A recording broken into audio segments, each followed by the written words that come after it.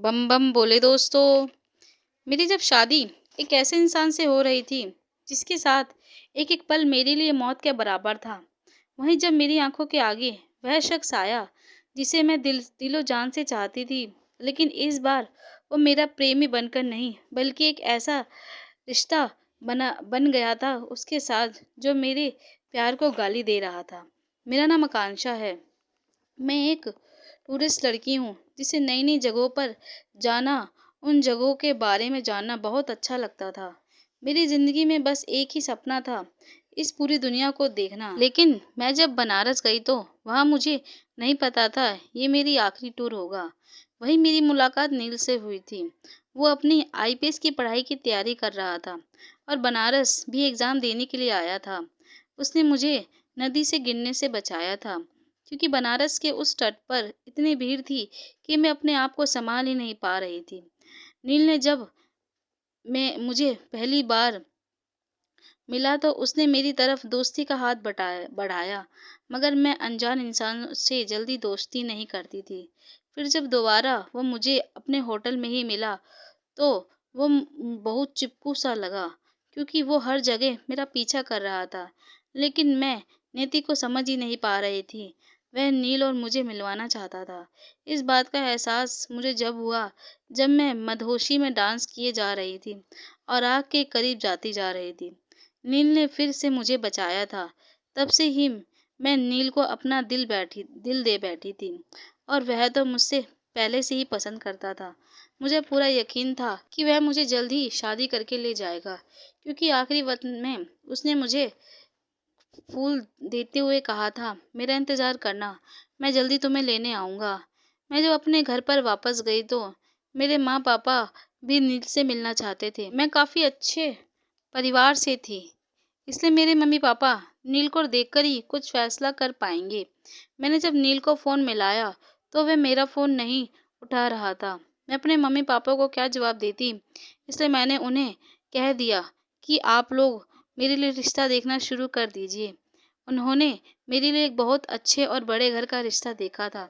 लड़का एक army officer था। मैंने अपनी मम्मी पापा की खुशी के लिए हाँ कर दी, लेकिन मैं अभी भी नील के प्यार में गुम थी। वो किसी भी तरह से आ जाए और यह शादी रोक दे। मेरे होने वाले पति मुझसे शादी से पहले बात करना चाहता था, लेकिन मैंने उससे दो तीन बार ही बात की थी। सुनील ने कहा था उसका छोटा भाई पुलिस की ट्रेनिंग के लिए बाहर गया है, वो शादी वाले दिन ही आएगा। मैं जब तैयार होकर शादी के मंडप में बैठी थी तो नील मेरे सामने आ खड़ा हुआ। मैं मंडप से उठ खड़ी हुई और उसके सामने जाने लगी। तभी पीछे से सुनील की आवाज़ आई, ये मेरा छोटा भाई है, बताया था ना तुम्हें। मैं कुछ समझ ही नहीं पा रही थी और वहीं पर बेहोश हो गई। जब होश आया तो कमरे में नील था।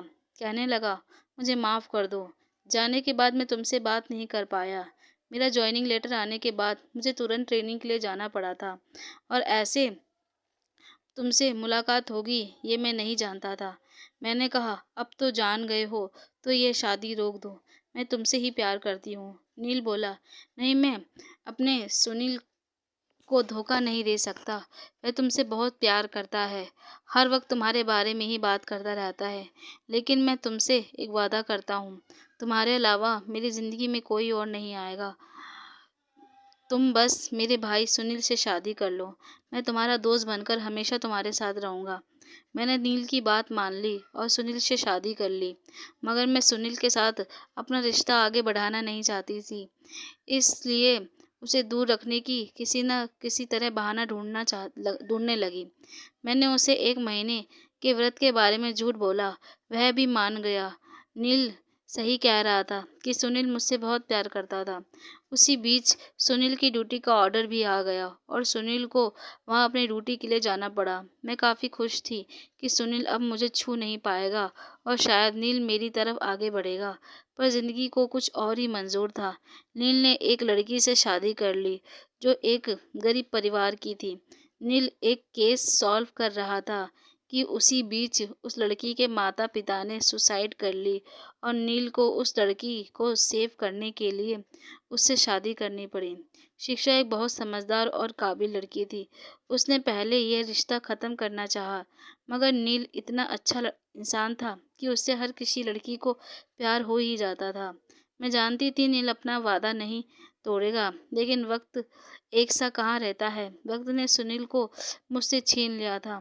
जब मुझे अपने पति की अहमियत पता चली तो उसने उसके ऑफिस से सुनील लापता होने की खबर आ गई। पता नहीं अब सुनील जिंदा भी था कि नहीं। फिर जब लोग मुझे ताना मारने लगे तो मैंने नील से अपनी आस लगा ली कि शायद नील अब अपना वादा निभाएगा। नील अपनी शादीशुदा जिंदगी में काफ़ी खुश रहने लगा और शिक्षा से वह प्यार भी करने लगा था।